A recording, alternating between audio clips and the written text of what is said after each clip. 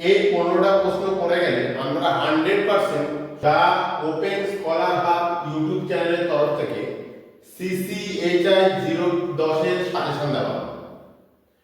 প্রথম প্রশ্ন, মোগল যুগে ফরাসি ও দেশীয় সাহিত্যের বিকাশ আলোচনা করো। দ্বিতীয় প্রশ্ন, আপনি কি মনে করেন যে শাহজাহানের মধ্য এশিয়া নীতি সফল হয়েছিল? 3 নম্বর প্রশ্ন, আপনি কি এই মতের সঙ্গে সংহত পোষণ করেন যে ঔরঙ্গজেবের ধর্মীয় রীতি মোগল রাষ্ট্রের স্থায়িত্বকে ক্ষতিগ্রস্ত করেছিল?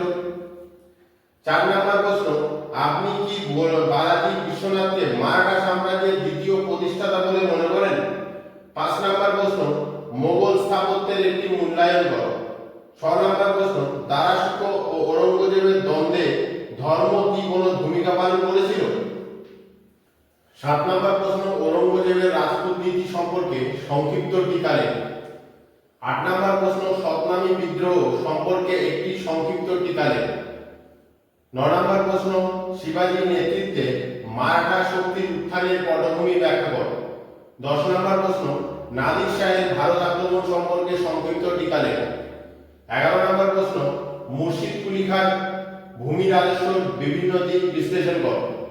12 নম্বর প্রশ্ন, জাগিরদারি সংকট বলতে কি বোঝো? এই সমস্যার সমাধান কি সম্ভব? 13 নম্বর প্রশ্ন, সিরাজদৌল্লার সাথে ইস্ট ইন্ডিয়া কোম্পানির দ্বন্দ্বের কারণ কি ছিল? 14 নম্বর প্রশ্ন, জাট বিদ্রোহ বলতে কি বোঝো? 15 নম্বর প্রশ্ন, অধ্যাপক সতীশচন্দ্র কিভাবে মুঘল সংকটকে ব্যক্ত করেছেন? এই প্রসঙ্গে আপনার মতামত কি? এই 15টা প্রশ্ন করে গেলে আমরা 100% সব প্রশ্নই কমন পাবো। আমাদের এই চ্যানেলটিকে লাইক ও সাবস্ক্রাইব করে দিন এবং আগামী পরীক্ষার পর থেকে আমরা অনলাইন পড়ানো শুরু করব। আশা করি আপনারা সেই অনলাইন কোচিং সেন্টার সবাই নেবেন এবং আমাদের অনলাইনে আমাদের সাথে যুক্ত হবে।